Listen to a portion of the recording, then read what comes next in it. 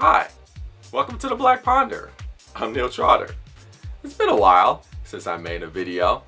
I've just been a little busy this time of the year. That's how it is with my small business. Picks up around this time. And I just had to have picked a big beefy text. I did the same thing last year. I know this is around the time that my business gets busy, and I read Karl Marx's Capital Volume 1, and it took me a while to get through that. This year I decided, unintentionally to read another big beefy book, but it was a great book. It was the political philosophical classic Thomas Hobbes' The Leviathan.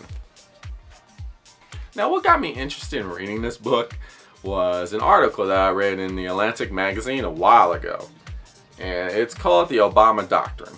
Let me show you it. I'll give you a little visual here. Yeah, that's right. I read the e-books, the electronic devices. I do that too. I'm not just old school. Now, this article was really good, I thought, because it broke down President Obama's political philosophy very well.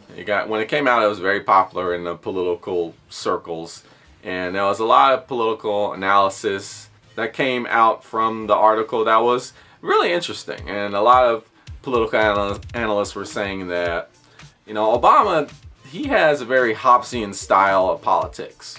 A lot of his political strategies and foreign policies and domestic policies, they're kind of rooted in Hobbesian ideology. And I wanted to know more what that meant. So I decided to read Thomas Hobbes, specifically Leviathan, and get a better understanding of what these political analysts were talking about. Now, I've read excerpts of Leviathan before, but I never sat down and read the whole book. And, it was great to read. And in case you didn't know, I just wanted to share with you the political philosophy that comes out of this book, and why it's a classic, and why we see a lot of its influence still reign true today. Let me start with this quote. It comes from chapter 13. Nature hath made man so equal in the faculties of body and mind, as that though there be found one man sometimes manifestly stronger in body or of quicker mind than another, yet when all is reckoned together, the difference between man and man is not so considerable as that one man can thereupon claim to himself any benefit to which another man not pretend, as well as he. For as to the strength of body, the weakest has strength enough to kill the strongest, either by secret machination or by confederacy with others that are in the same danger with himself. So Thomas Hobbes is basically saying that men, for the most part, are equal. Even like the strongest man, like a martial arts expert, can be defeated by a really weak man if they have a gun or something to shoot the guy while he's trying to do his martial arts. And as to the faculties of the mind, I find yet a greater equality amongst men than that of strength. For prudence is but experience, which equal time equally bestows on all men in those things they equally apply themselves onto. He's even saying, look, it's even more equal in terms of people's brain power, right? I mean, you have your geniuses, but I mean, there's a difference between street smarts and book smarts. And street smarts is more effective in many cases. And street smarts comes from experience and your ability to learn from those experiences. And everybody can do that if they put the work into it. For there is not ordinarily a greater sign of the equal distribution of anything than that every man is contented with his share.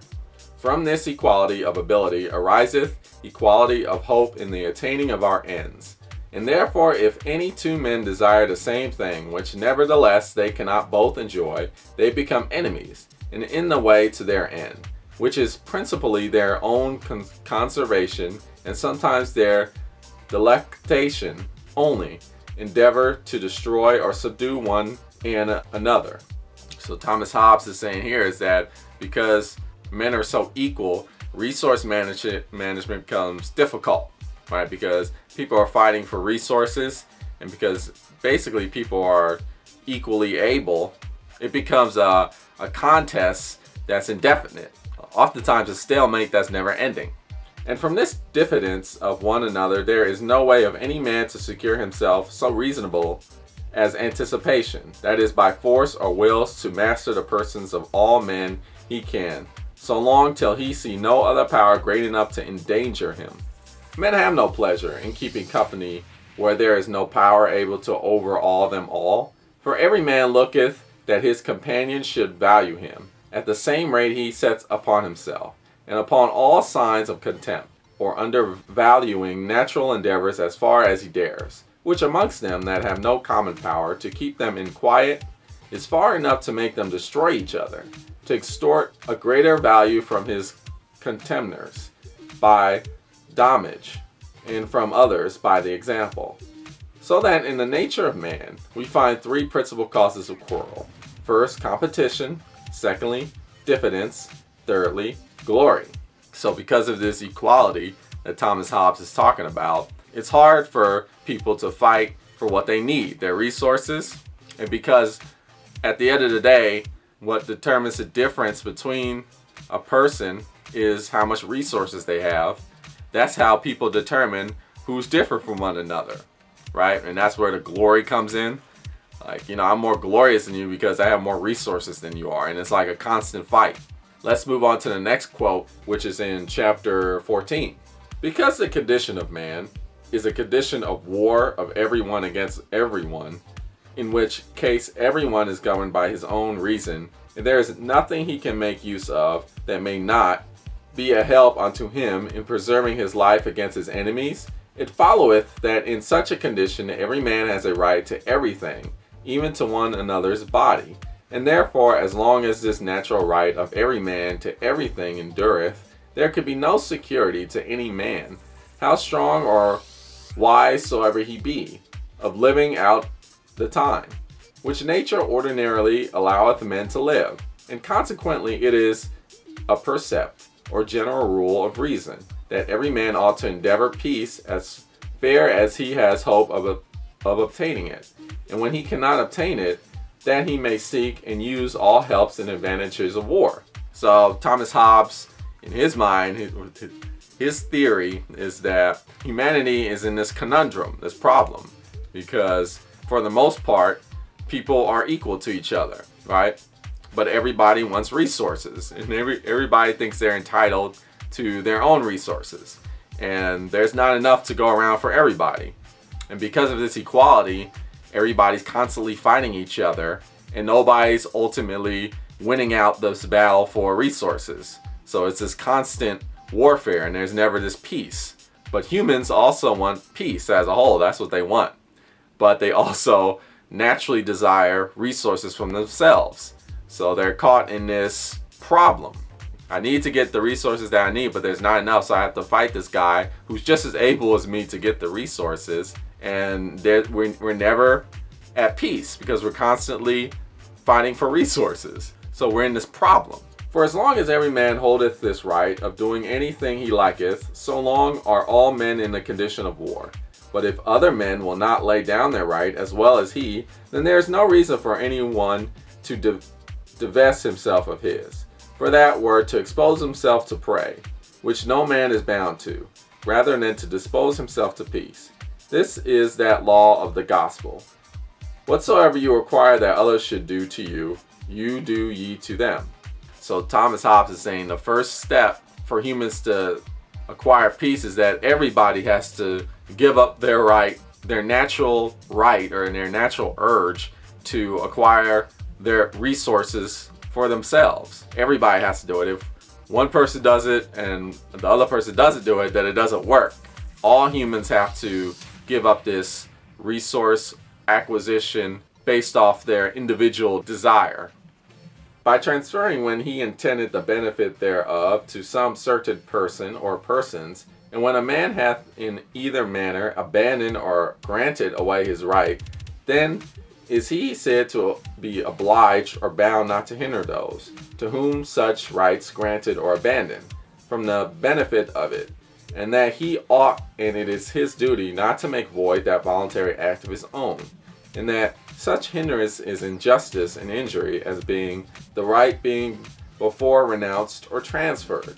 So this natural urge or desire to acquire resources for oneself Thomas Hobbes calls this a natural right because everybody naturally feels the urge to do this. And it's in our very nature as human beings. So Thomas Hobbes sees it as a natural right. And we have to transfer this right. We have to give it up. Everybody has to give it up in order for peace to be obtained. And that's justice when everybody does that. When some people don't do that, that's injustice. This is the Hobbesian point of view. Let me give you this quote from chapter 15. A fifth law of nature is complaisance. That is to say that every man strive to accommodate himself to the rest. For the understanding whereof we may consider that there is in men's aptness to society a diversity of nature rising from their diversity of affections, not unlike to that we see in stones brought together for building of an edifice. For as that stone which by the asperity and irregularity of figure takes more room from others than itself fills, and for the hardness cannot be easily made plain, and thereby hindereth the building, is by the builders cast away as unprofitable and troublesome. So also a man that by asperity of nature will strive to retain those things which to himself are superfluous and to others necessary, and for the stubbornness of his passions cannot be corrected, is to be left or cast out of society, as cumbersome thereunto. For seeing every man not only by right, but also by necessity of nature, is supposed to endeavor all he can to obtain that which is necessary for his conservation. He that shall oppose himself against it for things superfluous is guilty of the war that thereupon is to follow, and therefore doth that which is contrary to the fundamental law of nature, which commandeth to seek peace. The observers of this law may be called sociable. So Thomas Hobbes uses this metaphor like a building that is built by bricks, and not all the bricks are uniform. Some of the bricks are kind of bulgy, and it makes the building look ugly. And this analogy is applied to the society. Humans have to fight their natural urge to obtain superfluous resources they don't need, and try to be content with the resources that are only necessary. And that's how peace is obtained. That's how society can work. But if there are people out there who don't fight that urge to acquire resources that are beyond their needs, these are the people that are making society not work. These are the bricks that are making that building ugly, and they need to be cast aside. Thomas Hobbes is saying, look, we gotta fight our natural urge to get so much resources that we don't need, and we need to be content. All people need to give up that natural desire, that natural right to acquire unlimited resources. And if they can't do that, then they have no place in society, because those are the people that make society not work. Because those are the people that are going to be starting wars and conflicts based off of resources that they don't need, but just want. Now I'm going to give you a quote from chapter 21. Sovereign power, whether placed in one man as in monarchy, or in one assembly of men as in popular and aristocratical commonwealths, is as great as possibly men can be imagined to make it. And those of so unlimited a power, men may fancy many evil consequences, yet the consequences of the want of it, which is perpetual war of every man against his neighbor, are much worse. The condition of man in this life shall never be without inconveniences, but there happeneth in no commonwealth any great inconvenience but what proceeds from the subject's disobedience and breach of those covenants, from which the commonwealth hath its being, and whosoever thinking sovereign power too great will seek to make it less, much subject to himself, to the power that can limit it, that is to say, to a greater. And so ultimately, how people acquire peace is that they give up their natural desire to get resources that they don't need. They just give it up. And they give up this natural right, as Thomas Hobbes puts it, to a leader. And that leader is then responsible for acquiring resources, not for him or herself, but for everybody who gave up their right to him. The leader is responsible for acquiring resources to the society that the leader is in charge of. Hence this picture. As you can see, yeah, you probably can't see because this camera's pretty old and cheap. But yeah, it's like a building, and this is the leader. This is the Leviathan, the metaphor that's being used. And these, it's people that are making up this leader. That's what this drawing depicts. The people are making up this leader. They are composing this leader, right? That's what the leader is composed of, the people. And they give up their right to this figure, this leader, or whether this be a king, a president, a prime minister, a legislature, parliament, an assembly, a oligarchy, an aristocracy, a monarchy, whatever. The idea is that to keep peace, we have to form societies where people give up their individual desire to acquire resources to a leader, and that leader acquires resources for them. I think of this idea actually, I think of the video game Civilization, where in Civilization, what are you controlling? You're controlling societies, and you're acquiring resources for the society, not the individual person. And in that way, more people can experience peace, right? Because resource management for the whole society is being taken care of by one person, a leader.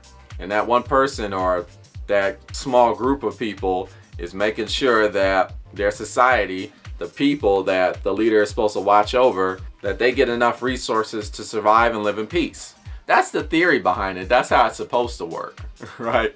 And when you kind of look at it, global society is structured in that way. Basically, you have these nations that are fighting for resources, or managing resources, whether through trade or war or all types of other means. And the people do give up a large part of their responsibility to gather individual resources to a governing body.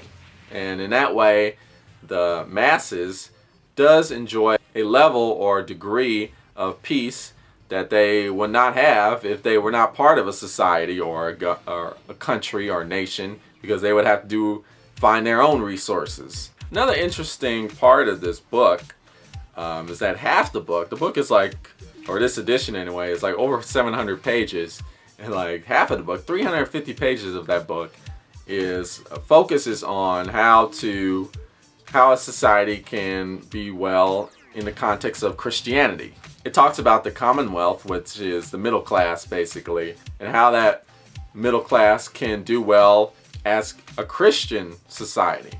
And you know, at first, I was reading it and I'm like, this is a little boring. You know, it kind of feels like I'm in Bible class, and this is coming from, I'm a Christian myself, and I'm like, wow, this got to drag it on. But the more I read it, the more I thought that, or kind of understood, or what I got out of it, was that modern government is kind of steeped in Christian ideology to this day. And we still see this argument being played out even today. We have this idea of separation of church and state, but is church and state really separated? You know, you have people, just recently you have an athlete who, did not stand up during the national anthem, and for a number of different reasons, and he was attacked for a number of different reasons. But a lot of people don't stand up to the national anthem because it's too religious. I know people who don't stand up during the Pledge of Allegiance, right?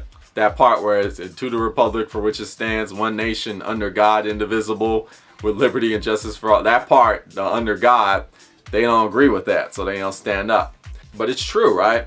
Government is kind of rooted in Christian ideology. And one ideology or concept of Christianity that you can see is that concept of, how Thomas Hobbes talks about how a human's natural urge is to acquire resources to an unlimited extent. Like basically we can't share resources. We just have to keep getting more and more resources, and we never are content, because that's just our very nature as human beings. And it's the idea that human beings naturally are corrupt. Like our character is naturally corrupted. The Christian concept of original sin. We can't trust ourselves, and we have to give up part of our power, part of our individual control to a greater power, right? In Christianity, many times you can't really trust yourself. That you give up your judgment and your ability to lead yourself. You give that up to God because God knows best, and because you're a corrupted person, right? Naturally, you are corrupted. You know, the original sin, this concept in Christianity. And you can see that in government too. Like, we give up a lot of our individual governing rights to a higher power because individually we can't really control ourselves because we are unable to do that. Naturally, we just can't do it. It's outside the very nature of people. But there's many people who disagree. Like anarchists, for instance, who believe that government is the problem, right? We need no government at all, and everything will work out dandy. And that people actually can govern themselves. That people aren't naturally flawed. That really what it is that it's society that's shaping us in this way. And we can manage our resources and share amongst each other and be content with what we need on our own. We don't need like all these regulatory government bureaucrats telling us what to do. It's just that society or social norms or propaganda or whatever is telling us that we need that. They're telling us that we're naturally corrupted, that we can't govern ourselves, right? There's that whole thing. Even right now in today's politics, you got this idea of government versus business. Government has too much regulations. They're too controlling, right? The whole American Republican idea that we need to deregulate. The government is too much in control. There's too much policies and regulations, and you need the private sector to do their own thing. There should be policies that lessen regulation. So there is this debate that's going on right now in terms of that concept. I do see the root of this idea that we need to give up part of our ability to rule ourselves because we cannot do it on an individual level. I do see that rooted in Christianity. So at first I'm like, why is this half of this book just talking about like Bible class? It is because, yeah, a lot of government, you know, whether we realize it or not, is kind of rooted in the Christian ideology. Now, whether that's for the best or the worst, I mean, that's a talk within itself, right? But I would encourage you to read Thomas Hobbes' Leviathan to understand the foundation of modern Western governance, modern Western politics.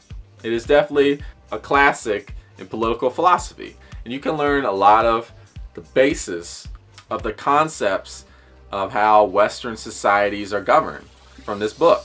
And a lot of this stuff is kind of making its way over to a lot of Eastern societies as well, or have already made their way over, like countries like Japan or South Korea, and even China's starting to develop its middle class and its commonwealth.